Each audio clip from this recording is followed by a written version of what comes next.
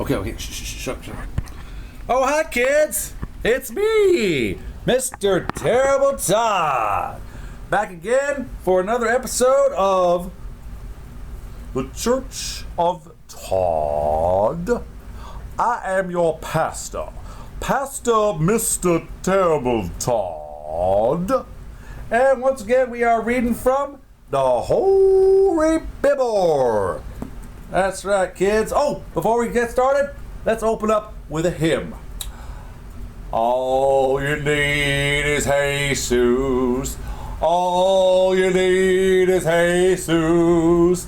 All you need is Jesus. Jesus is all you need. Well, I got news for you, kids. Jesus may be all I need, but I want stuff and things and money and more stuff and more things and more money. That's right. I want me a nicer place to live. I want me a more respectable vehicle, and I want some discretionary income so I can buy me some stuff and some things. Wasn't that Job's reward for all his loyalty, never renouncing God even though he was stripped of all his worldly possessions, even his health? He was struck down with leprosy. His wife said, "To heck with that guy, look what he's done to you." And he said, "No, he loves me. I know this will all pass. Everything's going to be all right." And sure enough, it was. The end of the book of Job, you know what happens? You know what Job gets for his reward? Stuff and things. He got 10 times as much wives, 10 times as much land, 10 times as much livestock, material wealth. So I want me some stuff and some things and some money. All right, now that I've got that out of my system. Last time, friends, we read from the Holy Bible. Oh, wait a minute. Hold on. Stand by. Wait a minute. There we go. That's better. All right. Read from Genesis chapter 1, the creation story. Some people call it a myth. Some people call it a story. I call it ink on a page. Until I pissed God off so much that he decides to reveal himself and strike me dead.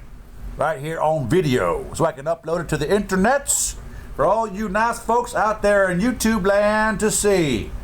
Alright, so Genesis chapter 2. Thus the heavens and the earth were completed in their vast array. By the seventh day, God had finished the work he had been doing. So, on the seventh day, he rested from all his work because he was plumb tuckered out. I know I get tuckered out after working 6 days in a row. I need a day off too. Now, doesn't say he was tuckered out, it just says he rested. Maybe he just decided to take a day off. Maybe he feels as though he deserved a day off. All that creating just takes the wind out of you. All right. Then God blessed the seventh day and made it holy, because on it he rested from all the work of creator that he had done. What did I just say? That's right. Now, chapter 2, verse 4. This is the account of the heavens and the earth when they were created, when the Lord God made the earth and the heavens. Now, no shrub had yet appeared on the earth, and no plant had sprung up for the Lord God had not yet sent rain on the earth, and there was no one to work on the ground. But streams came up from the earth and watered the whole surface of the ground. Then the Lord God formed a man from the dust of the ground and breathed into his nostrils the breath of life. And the man became a living being. Nicely done. Now, the Lord God, now it used to be just God, now he's the Lord God. Notice that? He gave himself a promotion. Took one day off and gave himself a promotion. Now the Lord God had planted a garden in the east, in Eden. And there he put the man he had formed. The Lord God made all kinds of trees grow out of the ground. Trees that were pleasing to the eye and good for food.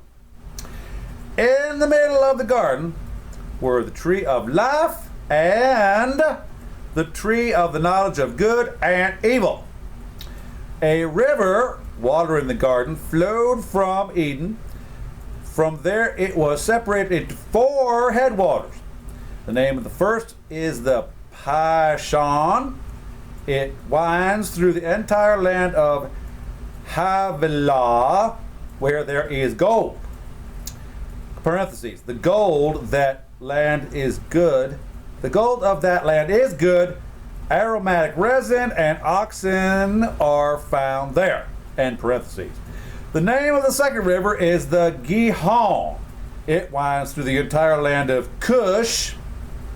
Cush, huh? The name of the third river is the Tigris. We know that one. And it runs along the east side of Ashur. And the fourth river is the Euphrates. The Lord God took the man and put him in the garden of Eden to work it and care for it. And the Lord God commanded the man, "You are free to eat from any tree in the garden, but you must not eat from the tree of the knowledge of good and evil, for when you eat from it, you will certainly die." Oh, really? We'll see how that pans out. The Lord God said, "It is not good for the man to be alone. I will make a helper suitable for him." A helper. Now, the Lord God had formed out of the ground all the wild animals and all the birds in the sky. He brought them to the man to see what he would name them. And whatever the man called each living creature, that was its name. This is the one and only time that the man has any say about anything. So the man gave names to all livestock and the birds of the sky and all of the wild animals. But for Adam, no suitable helper was found. So the Lord God caused the man to fall into a deep sleep. And while he was sleeping, he took one of the man's ribs and then closed up the place with flesh. Then the Lord God made a woman from the rib he had taken out of the man and brought her to the man. The man said, "This is now bone of my bones and flesh of my flesh. She shall be called woman." Probably because he took one look at her and said, "Whoo, man!" For she was taken out of man. That is why a man leaves his father and mother and is united to his wife, and they become one flesh. Adam and his wife were both naked, and they felt no shame. End chapter 2. I want to continue. No, chapter 3 is kind of long, and I'm kind of tuckered out. Oh, it's just a little teaser for next time. How about this? Now, chapter 3. Now the serpent was more crafty than any other wild animal the Lord God had made. He said to the woman, "Did God really say you must not eat from any tree in the garden?" Ooh, that's a teaser right there. That's what you call a cliffhanger, kids. All right. Now, this episode of The Church of Todd has been brought to you by The Church of Todd. And friends, you ever feel as though God just ain't listening? You ever feel as though your prayers fall on deaf ears? Well, I know what you mean. But I got it all figured out, kids. Here's what you do. You text me at 323-921-4849.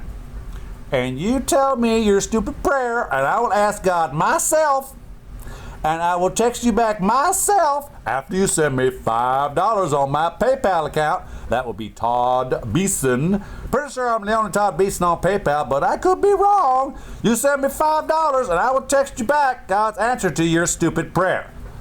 All right. And now we're going to close with another hymn. Jesus, Jesus, Jesus, ¿dónde está mi caballero?